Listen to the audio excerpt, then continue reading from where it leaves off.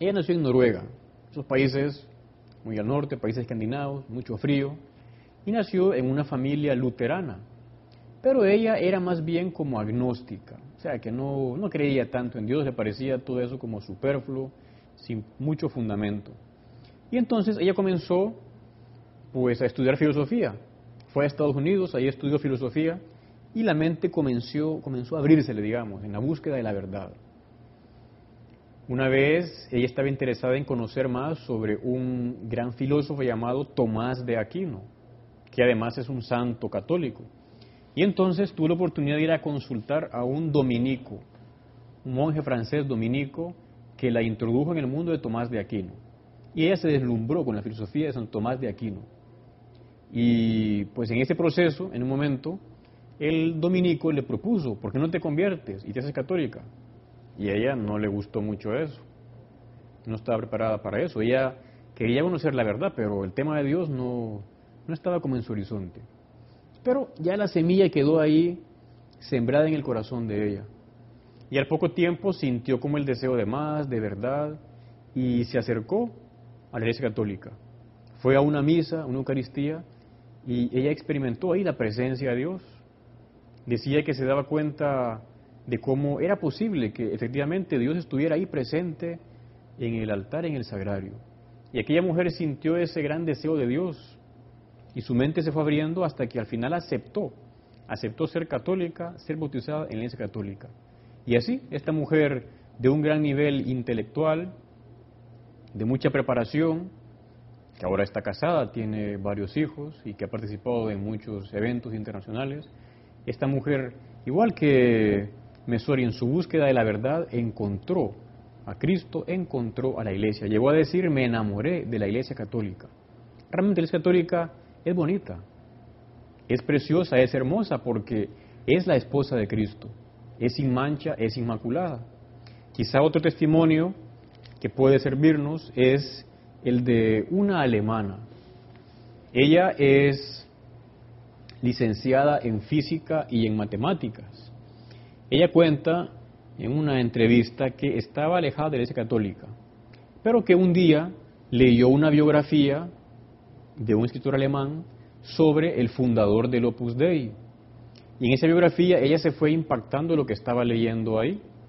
Quería referirme a un texto de la entrevista donde dice ella lo siguiente: yo estaba entonces todavía bastante distante de la Iglesia. Cuando leí el libro, percibí el gran entusiasmo del fundador del Opus Dei hacia la Iglesia. Él estaba muy enamorado de la Iglesia y a mí me lo contagió. Yo pude decir entonces de todo corazón, sí a la Iglesia, sí al Papa.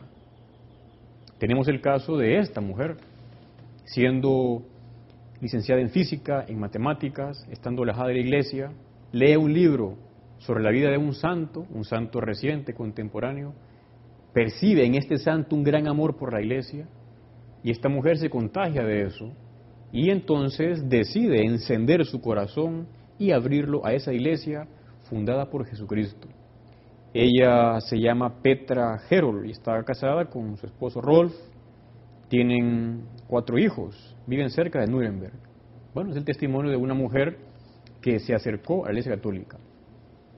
Pasando a otro como ámbito o bloque de testimonio de conversos, son aquellos que ya eran cristianos, muy practicantes además, pero que no eran católicos. Un caso muy conocido y que cada vez se va difundiendo más es el de 2 esposos, un pastor protestante y su esposa. Ellos se llaman Scott y Kimberly Hahn y tienen un libro titulado Roma, dulce hogar, nuestro camino al catolicismo. Así como se dice hogar, dulce hogar, ellos dicen Roma, dulce hogar, porque volvieron a la fe. Esta pareja, este matrimonio, siendo evangélicos, protestantes, muy practicantes además, ellos comenzaron a estudiar más la fe cristiana. Y de hecho fueron a profundizar en un doctorado en teología. Y ahí tanto estudiaron, tanto investigaron, que al final se hicieron católicos. Porque se dieron cuenta que ellos eran como una rama que se había separado del tronco principal y común que es la Iglesia. ¿Cómo se dio este proceso? Está contado en el libro. Nada más quería unas cuantas pinceladas. Me parece que todo comenzó cuando ella decide hacer un trabajo para investigar sobre los anticonceptivos en la Biblia. Y entonces comienza a darse cuenta que la Biblia es todo un canto a la apertura a la vida. Y que más bien la anticoncepción es como un fraude, como una mentira sobre el amor de los esposos a la hora de realizar el acto conyugal. Y se da cuenta que en este planeta, quien está en contra de los anticonceptivos es la Iglesia Católica. ¿Qué le sorprendió?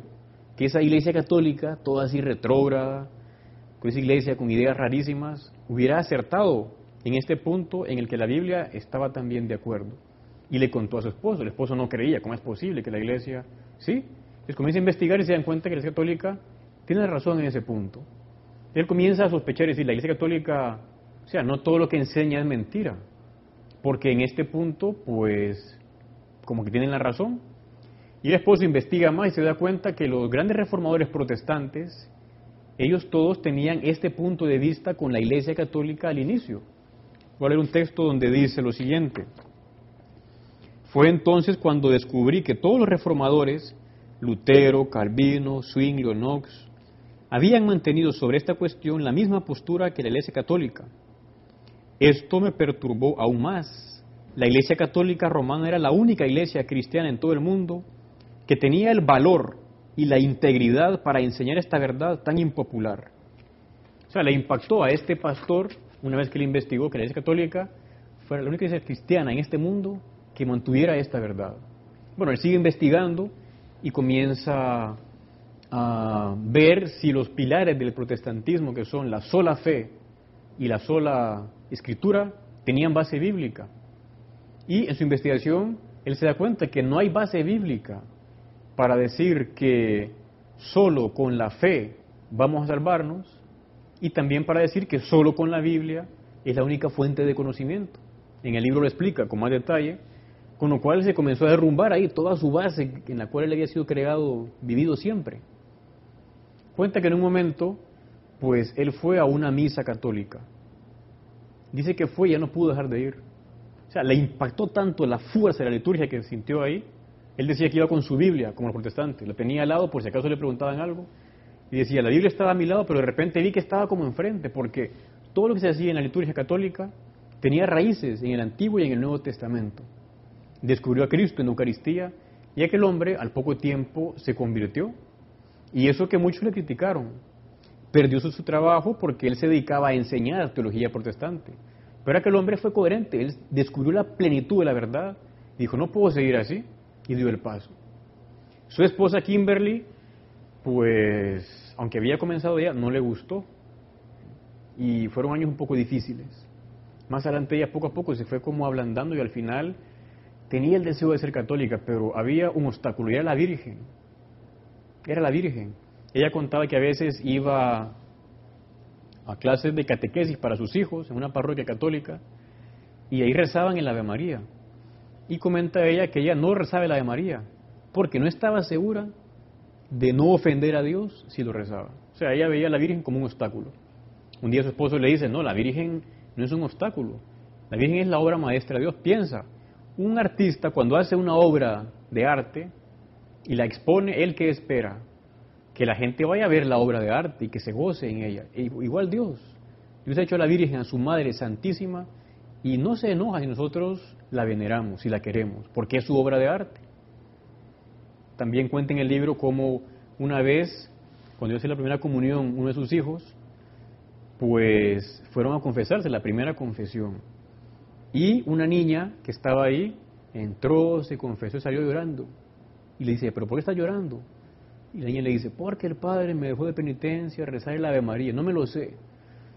Ella se lo sabía porque lo había rezado muchas veces, pero nunca había querido rezarlo. Y ahí se compadeció, entonces lo rezó con aquella niña. Por primera vez rezó el Ave María. Y la niña seguía llorando, ¿pero qué pasa, niña? Le dice, es que me dijeron 2 veces. Bueno, pues ahí lo rezó 2 veces. Y dice, yo soy de las pocas personas que a lo mejor se recuerdan cuando rezaron por vez primera el Ave María. Al final también se convirtió ella y se hizo católica y hizo matrimonio, pero ahora se dedica a difundir estas verdades por todo el mundo. También en este ámbito de protestantes que se hacen católicos hay un testimonio